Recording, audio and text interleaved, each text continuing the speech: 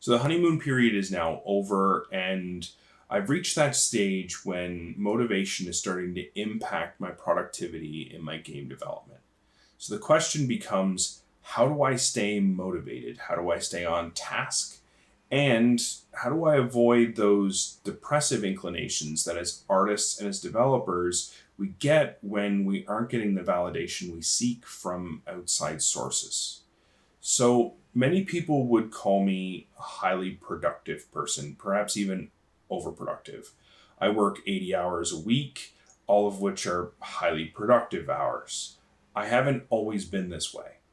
In my schooling days, and certainly in my early career, I experienced periods of cyclic depression and I had issues with motivation, as most artists and developers do. I've developed two key strategies for overcoming these. And they're born out of an event that I experienced early in my career when I was working in television production. Now, for those who aren't aware of what television production is like, as an animator, you are expected to work somewhere between 80 to 100 hours a week for extremely low pay, with brutal revisions and no validation of any kind, for long periods uninterrupted. For me, that was a series of 3 television programs where over 18 months I grew increasingly emotionally unstable, angry, and bitter.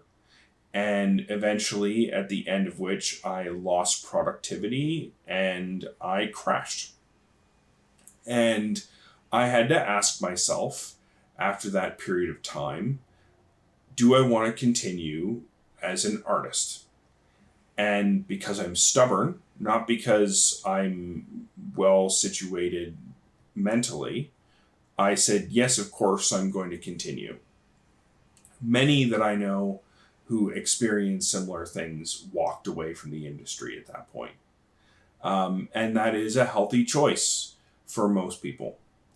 For me, I needed, for the sake of my own ego, I needed to prove that I was capable of doing this thing. And so I needed to come up with strategies to cope with the demands that this kind of environment placed upon me. The first strategy came entirely out of left field, and it was the thing that helped me deal with depression. So I was watching a Ken Burns documentary on the Roosevelts. I know it's, like I said, out of left field. But in this documentary, I came to learn that the Roosevelts had issues with manic depression. In fact, Teddy Roosevelt's sister and his mother both commit suicide. If I think I'm getting that right. He himself experienced depression. And his strategy for dealing with it was described in this one quote: "Black care rarely sits behind a rider whose pace is fast enough." Now, what he means by this is black care is depression, and it rarely sits with the rider because he was a horseback rider, so he's using this as an analogy. But it rarely sits with a person whose pace is fast enough, meaning works enough. So this is kind of a workaholic's mantra. But I don't think that it's an adequate way of looking at it. So the right way of looking at it, or the way that I've begun to look at it, is this. A person's mind is constantly seeking a problem to solve. And if you give it a task, even if it's a small task, it will try and fix that problem. But if it doesn't have a problem to fix, it will start to work on fixing you. And this is the depression gateway. This is the turning point in which your brain starts to work against you. And so the key thing that Teddy Roosevelt resolved to do was to fill his life with work. But I think the better answer is to fill your life with activity. And this is the first key strategy. Develop a list of things you want to do, you enjoy doing, you haven't done yet, or you need to do. A to-do list of a kind that you can constantly return to when you find yourself idle. Because the key thing is that you not be idle. Because it's when you're inactive that depression has the greatest chance to take root. And it's at that moment of vulnerability when you need a strategy to escape that feeling. For me, that feeling happened when work was done. I would come home, I would cook my dinner, and afterwards I would start to feel bad. And for years, I would self-medicate with video games, the perfect preoccupation. It would distract me long enough that, I wouldn't notice. But the truth was, I never felt like I was changing my patterns, behaviors. I started to feel like I was in a rut, and that made that feeling, that weight, even worse, day after day, week after week, year after year. And so my strategy, the to-do list, or let's call it a bucket list, so it's not, burdened with connotations of obligation. The bucket list was a strategy that was both short and long term. In the short term, I check the list and say, right, I was going to work on that, miniature. I was going to paint that thing. I was going to renovate a bit of the basement, or there is something that I meant to do with cooking something or preparing a Christmas gift or whatever. It was a preoccupation that was inherently productive. And so over the long term, you would get this feeling of accomplishment, that you were consistently adding more things or getting more things done. And so over the course of weeks, over the course of months, over the course of years, you would eventually immunize yourself against the feeling of being in a rut, because you would see all the things that you've done. So the to-do list works in two sides of the problem, the short term and the long term. And that's the first strategy.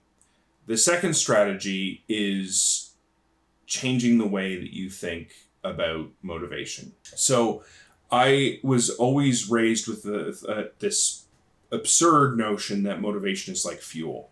You wake up, you've got motivation, you get stuff done. You wake up, you're not feeling so great, your motivation's not great, you don't get things done. Motivation is like a finite fuel that you burn through. It's not. It's really not. It's not something that you consume. This is incredibly wrong. What motivation is the ability to overcome the task. It's the inertia issue.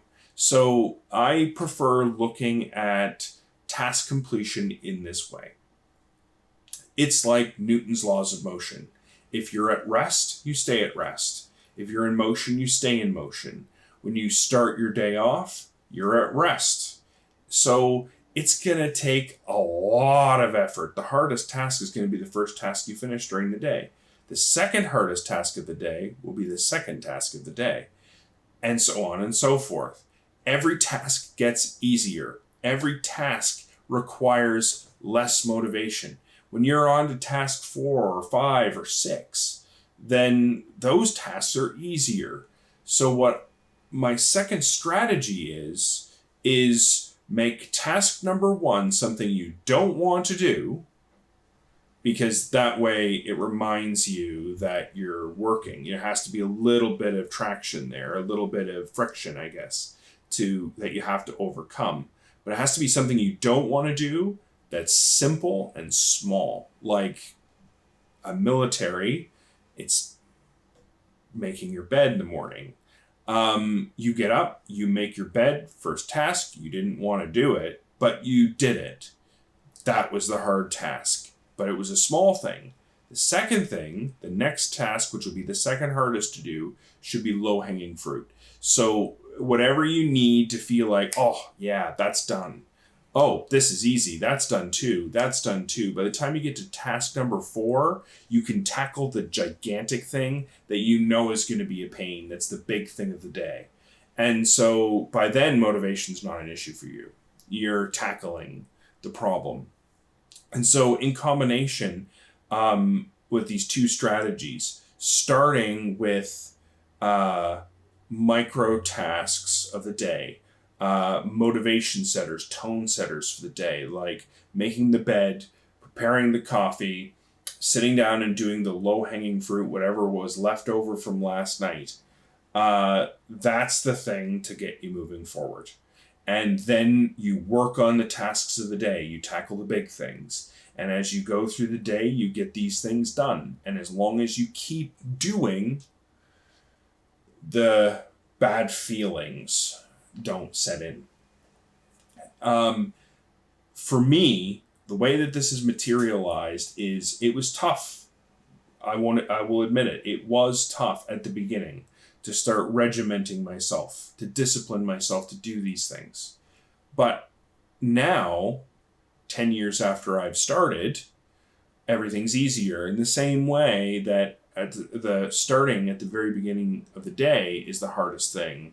Starting at the very beginning of the process is the hardest thing too. So 10 years on, I wake up, I make my bed, I make my coffee, I sit down, I do 4 hours of work.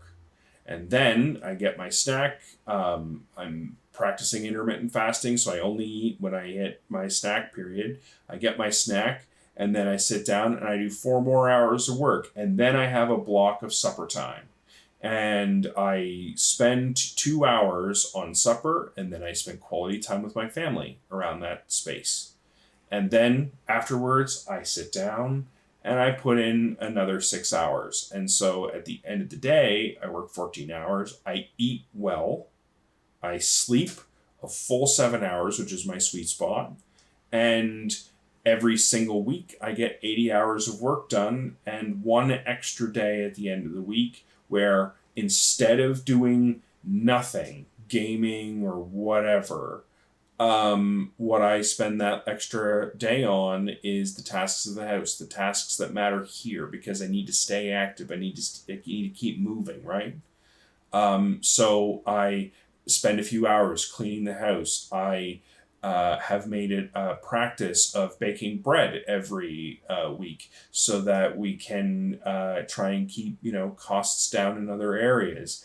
And these little tasks are things I do with my wife to make sure that we spend time, we converse, and we maintain that relationship. But we maintain the house at the same time, and we maintain our budget, and we maintain all these lovely things that keep the coherence of the lifestyle together. And it rewards you mentally. It rewards you physically, and it rewards you in productivity.